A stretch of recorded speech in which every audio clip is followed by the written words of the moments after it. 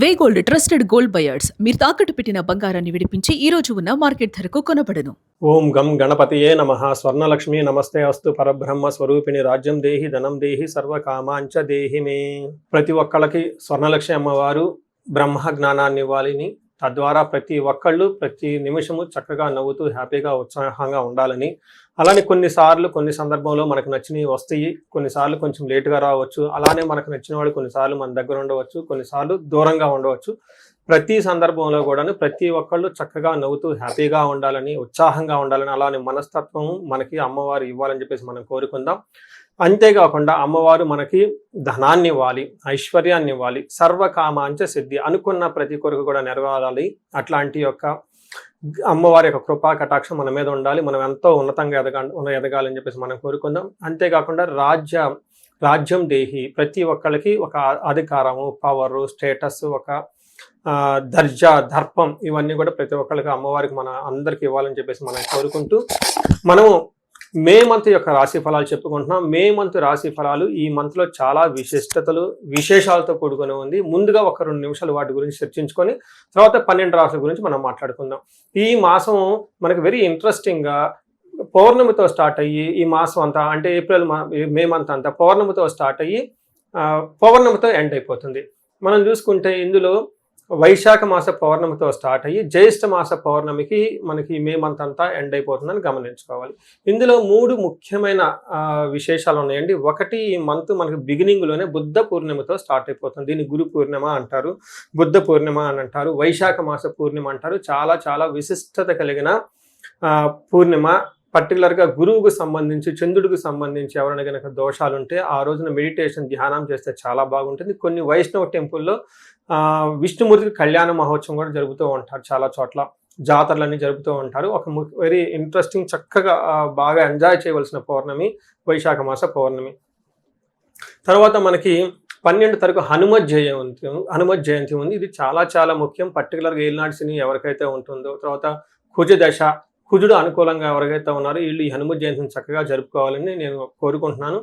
ఆస్ట్రాలజికల్గా అంటే జ్యోతిష శాస్త్రం ప్రకారం ఒక ముఖ్యమైన విషయం ఉందని అందరికీ బాగా తెలిసింది, కర్తరి అంటారు. అంటే సూర్యుడు కృతికా నక్షత్రంలో ప్రవేశించిన తర్వాత సూర్యుడి యొక్క తీవ్రత చాలా అధికంగా ఉంటుంది కాబట్టి ఈ 13 రోజులు 15 రోజులు కర్తరి అంటారు. ఈ రోజుల్లో ఎక్కువగా మంచి మంచి పనులు చేయకుండా నిషిద్ధం అని చెప్తూ ఉంటారు. 11వ తారీఖున కర్తరి స్టార్ట్ అవుతుంది, 28వ తారీఖు కర్తరి ఎండ్ అయిపోతుంది అనమాట. ఈ ఉన్న మధ్యలో 15-16 రోజులు మనం చూసుకుంటే కర్తరి అంటారు. ఈ కర్తరిలో జనరల్గా బావులు తవ్వటాలు, తర్వాత వ్యవసాయానికి సంబంధించిన పనులు స్టార్ట్ చేయటాలు, వివాహాలకు సంబంధించి లేదా కొంచెం గృహప్రవేశాలు లాంటివి చేయకుండా ఉంటే మంచిది.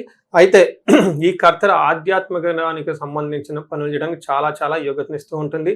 హోమాలు చేసుకోవచ్చు, విద్యారంభం చేసుకోవచ్చు, చాలా మంచి మంచి పనులు, ఆధ్యాత్మిక సంబంధించిన ఎలాంటి పనులైనా చక్కగా చేసుకోవచ్చు. అలానే ఇంటికి సంబంధించిన పనులు, పాత ఇంటికి సంబంధించిన పనులు అవన్నీ చక్కగా చేసుకోవచ్చు. ఆల్రెడీ అంతకుముందు వివాహానికి సంబంధించిన పనులు చేస్తుంటే ఈ టైంలో కూడా కంటిన్యూ చేసుకోవచ్చు. అయితే కొత్తగా మాత్రం కొన్ని విషయాలు మాత్రం చేయకూడదని చెప్తుంటారు. సో ఇందులో ఇంతే కాకుండా జ్యోతిష శాస్త్రం ప్రకారం 4 గ్రహాలు ఈ మాసంలో కూడా మారుతూ ఉన్నాయి. ఇది కూడా ఒక ముఖ్యమైన విషయం. మనం ఇక ముందు వీడియోలో ఈ 4 గ్రహాల యొక్క ఇంపాక్ట్ ప్రతి రాశికి ఎలా ఉందో మనం తెలుసుకుందాం. వృశ్చిక రాశి మనం చూస్తే ఇందులో ఉన్న ఫస్ట్ నక్షత్రాలు తెలుసుకుందాం. విశాఖ 4వ పాదం, అనురాధ 1, 2, 3, 4 పాదాలు, జ్యేష్ఠ 1, 2, 3, 4 పాదాలు అంతా వృశ్చిక రాశిలో ఉంటారు.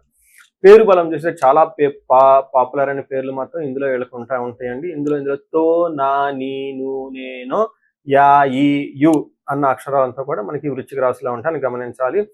మనకి ఈ ముందుగా చెప్పుకునే విధంగా 4 గ్రహాలు మారటంతో, సూర్యుడు, బుధుడు, కుజుడు, శుక్రుడు మారటంతో ఈ యొక్క మంత్ ఎలా ఉంటుందో మనకు మహర్షులు సూక్ష్మ గోచారం, లఘు గోచారం అన్న ఒక కాన్సెప్ట్ లో చిన్న చిన్న వర్డ్స్ లో ఎక్స్ప్లెయిన్ చేయడం జరుగుతూ ఉంటుంది. అది టోటల్ గా న్యూస్ లో హైలైట్స్ లాగా. అది చూస్తే ఇందులో సూర్యుడికి 6వ స్థానంలో ఉండటంతో శత్రు నాశాంత అని చెప్తూ ఉంటారు. అంటే శత్రువులు అనేవాళ్ళు ఎవరూ లేకుండా వెళ్ళిపోతూ ఉంటారు.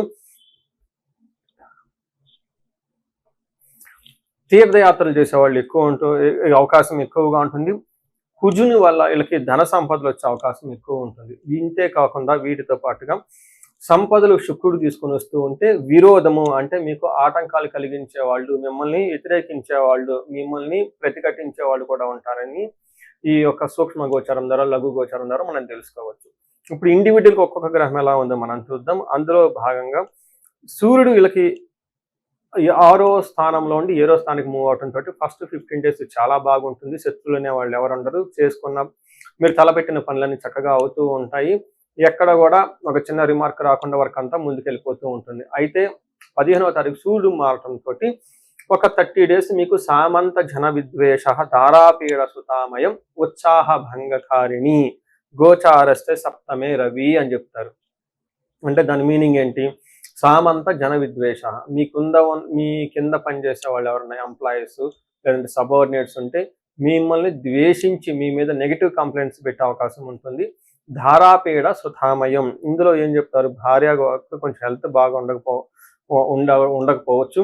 అంతేకాకుండా సంతానానికి అనారోగ్యము అవకాశం ఉంటుంది. అయితే ఉత్సాహ భంగకారణి ఇది చాలా ఇంపార్టెంట్ మాట అండి. అంటే మీరు చాలా ఎనర్జెటిక్‌గా ఒక మంచి ప్లాన్ తీసుకొచ్చేసి దీన్ని ఎగ్జిక్యూట్ చేద్దాము, ముందుకెళ్ళిపోదాము అని మీరు గనక ఒక ప్రపోజల్ చేస్తే దాన్ని వాళ్ళు క్రాష్ చేసి పక్కనేసే అవకాశం ఎక్కువగా ఉంటుంది. అంటే మీ ఎనర్జీకి వేరే వాళ్ళ ఎనర్జీ మ్యాచ్ అవ్వదు.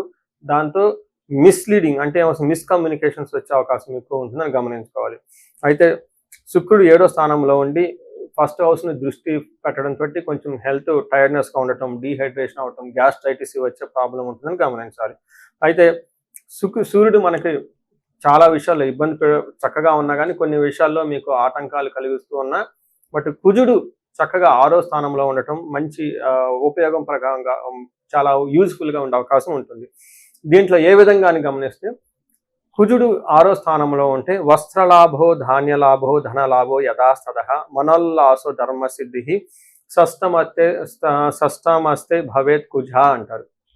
అంటే 6వ స్థానంలో కుజుడు ఉండటం వల్ల చక్కగా వస్త్రలాభం ఉంటుంది. ధాన్య లాభం అగ్రికల్చరల్ ఎవరైతే కనుక రైతులు ఉంటే వాళ్ళకి బాగా కలిసి వస్తుంది. ధనలాభంగా అంటారు. మనసంతా ఉల్లాసంగా ఉంటే ధర్మసిద్ధి మంచి మంచి పనులు చేయాలనిపిస్తూ ఉంటుంది. అంటే ఇక్కడ కుజుడు చక్కగా మంచి సపోర్ట్ ఇస్తూ ఉన్నారు. అయితే కుజుడు కూడాను వీళ్ళకి హెల్త్ రిలేటెడ్ కాంప్లికేషన్ తీసుకొచ్చే అవకాశం ఉంటుంది.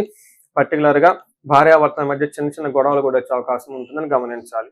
అంటే ఏ ప్రకారంగా చూసుకున్నా సూర్యుడు గాని, కుజుడు గాని మంచి సపోర్ట్ ఇస్తూ ఉన్నారు. అయితే హెల్త్ విషయంలో కొంచెం ఆటంకాలు కలిగించే అవకాశాలు ఉన్నాయని తెలుసుకోవాలి.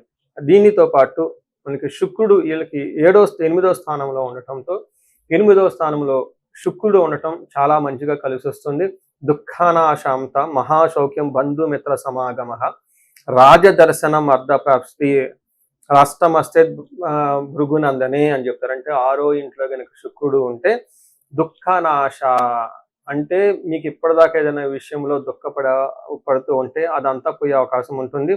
మహాసౌఖ్యం మంచి కంఫర్టబుల్గా ఉంటారు. బంధుమిత్ర సమాగం బంధువులతోటి మిత్రులతోటి చక్కగా కలిసి పార్టీల్లో ఫంక్షన్లో పార్టిసిపేట్ చేసే అవకాశం ఉంటుంది. రాజదర్శనం అర్ధప్రాప్తి అంటే పై అఫీషియల్ని కలవటము, మీకు కావాల్సిన ఏదైనా ప్రపోజల్స్ వాళ్ళతో చెప్పుకోవటం, వాళ్ళకి మీకు అనుకూలంగా ప్రవర్తించే అవకాశం ఎక్కువగా ఉంటుంది. అర్ధప్రాప్తి ధనం కూడా వస్తుంది. సో చూసారు కదండి. అంతేకాకుండా టయానికి మంచి ఫుడ్ తింటూ చక్కగా యాక్టివ్గా ఎనర్జిక్గా ఉంటారని చెప్పొచ్చు. వీటితో పాటు మనం నక్షత్రం ప్రకారం కూడా మనం తెలుసుకోవచ్చు ఎలా ఉంటుందో. గ్రహాలు నక్షత్రాల మీద ప్రయాణం చేస్తున్నప్పుడు కొన్ని నక్షత్రాలకు ఏ విధంగా ఉంటుందో అంగగోచారం అనే కాన్సెప్ట్ ద్వారా మనకి మహర్షులు వివరించడం జరిగింది. అందులో భాగంగా విశాఖ నక్షత్రం వారికి రాజ్య లాభము, వస్త్ర లాభము అని చూపిస్తుంది. అంటే మీకు ప్రమోషన్స్ వచ్చే అవకాశం ఉంటుంది. అలానే షాపింగ్స్కి వెళ్ళే అవకాశం ఉంటుంది. దీనితో పాటు దరిద్రము, ధనహీనత ఫైనాన్షియల్గా బాగా ఇబ్బందులు పడే అవకాశం ఉంటుంది. అనురాధ నక్షత్రం వారికి బంధనము, రాజ్యలాభము, ధన జయము చూపిస్తుంది. అంటే వీళ్ళకి ఖచ్చితంగా ప్రమోషన్ వస్తుంది, జయప్రదంగా ఉంటారు. అయితే వీళ్ళకి ధన ప్రాప్తి కూడా చక్కగా ఉంటుంది. అయితే ఒక్క విషయంలో కేర్ఫుల్గా ఉండాలి. వీళ్ళకి రోగము, బంధనము చూపిస్తూ ఉంటుంది. ఇక్కడ రోగం అంటే హెల్త్ అందరికీ తెలిసింది. అయితే ఇక్కడ బంధనం అంటే ఏంటంటే చాలా మందికి ఎన్ఆర్ఐలు ఉంటారు. వాళ్ళు ఇండియా వచ్చేద్దామా, అక్కడే జాబ్లో వచ్చేద్దామా, లేదంటే అక్కడ జాబ్లో మేము ఆల్రెడీ ఒక జాబ్లో ఉన్నాము, ఇంకో జాబ్ మారాలనుకుంటున్నారు, జాబ్ సరిగా లేదు, అసలు మనకి జాబ్ సరిగా లేదు కాబట్టి ఆల్టర్నేట్గా బిజినెస్ చేద్దాం, ఇలా రకరకాల థాట్స్తో ఎక్కువగా కన్ఫ్యూజన్లు అయ్యే ఉండే అవకాశం ఉంటుంది. అది కొంచెం సబ్జెక్ట్ మ్యాటర్స్ ఎక్స్పర్ట్ తీసుకోవటం, ఒకసారి మీ హారోస్కోప్ చెక్ చేయించుకొని మీ హారోస్కోప్కి తగిన విధంగా ఎలా ఉంటుందో చూపించుకోవడం చాలా ఇంపార్టెంట్. ఈ రాశి వాళ్ళకి, వృశ్చిక రాశి వాళ్ళకి మీరు గమనిస్తే అష్టమంలో గురువు ఉండటం వల్ల కొంచెం ఉద్యోగంలో ఇబ్బందులు పడుతూ ఉన్నారు చాలా మంది. ఒకసారి ఇండివిజువల్గా మీ హారోస్కోప్ చెక్ చేసుకొని ఆ హారోస్కోప్ ద్వారా ఏముంది మీ హారోస్కోప్లో అని తెలుసుకొని తద్వారా ముందుకెళ్తే చాలా బాగుంటుంది. అలాగే అనురాధ నక్షత్రం వాళ్ళకి బంధనము, రాజ్యలాభము, జయము, ధన ప్రాప్తి కూడా ఉంది, చక్కగా బాగుంటుంది.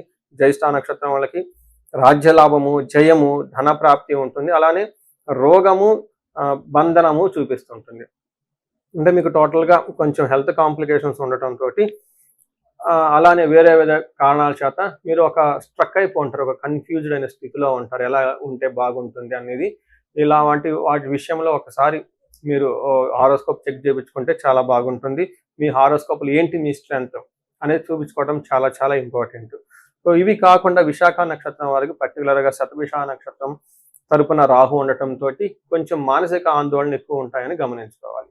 సో చూశారు కదండి, ఏ గ్రహం ఎంత అనుకూలంగా ఉంది, ఎంత ప్రతికూలంగా ఉంది తెలుసుకున్నారు కదా. టోటల్గా చూస్తే కొంచెం మిక్స్డ్గా ఉంది, కొన్ని విషయాల్లో బాగుంది, కొన్ని విషయాల్లో కొంచెము ఇబ్బంది పెడుతూ ఉంది అని మనం తెలుసుకున్నాం. పర్టికులర్గా కుజుడు, శుక్రుడు, సూర్యుడు బాగా అనుకూలంగా ఉన్నారు. అంటే ఒక రకంగా పర్సెంటేజ్లో చెప్పాలంటే ఒక 70% వరకు బాగుందని తెలుసుకున్నారు.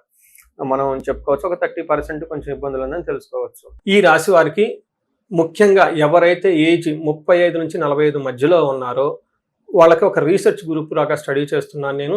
ఎవరికైనా గనక ఆర్థికంగా ఇబ్బందులు పడిపోతూ ఉంటే స్వర్ణలక్ష్మి విశేష హోమం అని ఉంటుంది, దాన్ని చక్కగా జరిపించుకోండి. తద్వారా మీకు బహుముఖ ఆదాయము, వనరుల ద్వారా వచ్చే అవకాశం ఉంటుంది. మల్టీ సోర్సెస్ ఆఫ్ ఇన్కమ్ వస్తుంది. అంతేకాకుండా భార్యాభర్తల మధ్య చాలా చక్కగా అన్యోన్యంగా ఉండాలి, అభివృద్ధి జరగాలనుకున్నప్పుడు అన్యోన్య దాంపత్య పాశుపత అభిషేకము లేదా విశ్వావసు గంధర్వరాజ అభిషేకం అని ఉంటుంది, దాన్ని చక్కగా జరిపించండి. అంతేకాకుండా చాలాసార్లు మేము చండీ హోమాలు ఎక్కువ జరిపిస్తూ ఉన్నాము. లాస్ట్ మంత్ చూసుకుంటే చాలా చండీ హోమాలు చేస్తాము. ప్రతి ఒక్కళ్ళకు కూడా శత్రు బాధలు ఉన్నా, లేదంటే కోర్టు వ్యవహారాల్లో సరైన అట్టిడు కాకుండా మధ్యలో ఆగిపోతున్నా, మీరు ఆఫీసుల్లో ఒక మంచి మేనేజర్ లెవెల్ పొజిషన్లో ఉండి సీనియర్ పొజిషన్లో ఉన్న, మీ మీద ప్రమోషన్ రాకుండా అడ్డుపడుతున్న వేరే వాళ్ళు మీకు కావాలని ఇబ్బంది పెడుతున్నా కానీ ఇలాంటి వాళ్ళు చండీ హోమం చేయించుకున్నా, అలానే రాహు దశ ఎవరికైతే నడుస్తుందో వాళ్ళంతా రాహు అంతర్దశలో వాళ్ళు ఉన్నారో చండీ హోమం చేయించుకుంటే చాలా బాగుంటుంది. అంతేకాకుండా ఇది పిల్లలకి అకాడమిక్ టైం కాబట్టి మనకి విద్య బాగా రావటానికి మనకి 3 రకాల దేవతలను ఉపాసన చేస్తూ ఉంటారు జనరల్గా. హయగ్రీవ స్వామి, మేధా దక్షిణామూర్తి, నీలా సరస్వతి. మీ యొక్క ఇండివిజువల్ యొక్క జాతకం చూపించుకొని ఒక్కసారి ఆ యొక్క మీ యొక్క జాతకానికి అనుగుణంగా ఏ దేవతలకు సంబంధించిన ఉపాసన చేస్తే బాగుంటుంది, ఆరాధిస్తే బాగుంటుందో తెలుసుకొని తద్వారా ఆ యొక్క దేవతలకు పర్టికులర్ మేధా దక్షిణామూర్తికి మూలమంత్ర జపము, హోమము, దానాలు ఇవన్నీ చేసుకుంటూ ఉంటే అకాడమిక్స్లో పెర్ఫార్మెన్స్ వచ్చే అవకాశం ఎక్కువ ఉంటుంది. ఇవి కాకుండా మీకు ఎలాంటి సమస్య ఉన్న, కాలసర్ప దోషం ఉన్న, పర్టికులర్గా వివాహానికి ఇది మ్యారేజెస్ టైం కాబట్టి మీకు 28 సంవత్సరాలు 27 వచ్చి ఇంకా వివాహం పోవట్లేదంటే ఖచ్చితంగా ఏదో ఒక దోషం ఉంటుంది. అవన్నీ చూపించుకుంటూ ఉంటే చూపించుకొని పరిహారాలు చేయించుకుంటే తీవ్రతను బట్టి చక్కగా పెళ్ళే అవకాశం ఎక్కువ ఉంటుంది. ఇవి కాకుండా మీ లైఫ్ అప్పటిదాకా 35 ఇయర్స్ వరకు చాలా బాగుంది, మాకు 35-45 మధ్యలో ఉండి అనుకోని విధంగా మేము మధ్యలో కెరీర్లో ఆగిపోయాము, స్టాగ్నేషన్ పీరియడ్ వచ్చింది, కన్ఫ్యూజన్ వచ్చింది, ఎటెల్లలో అర్థం కావట్లేదు అనుకున్న వాళ్ళు ఒక్కసారి జాతక చక్రం చూపించుకొని ఎందుకు ఇది వచ్చింది, దానికి ఏమన్నా శాపాలు ఉన్నాయా, లేదంటే ఏమన్నా గ్రహ దోషాలు ఉన్నాయో తెలుసుకొని ఆ శాపాలు, ఆ గ్రహ దోషాలు తీసేసుకుంటే లైఫ్ 10 గంటలు ఖచ్చితంగా ముందుకెళ్తూ ఉంది.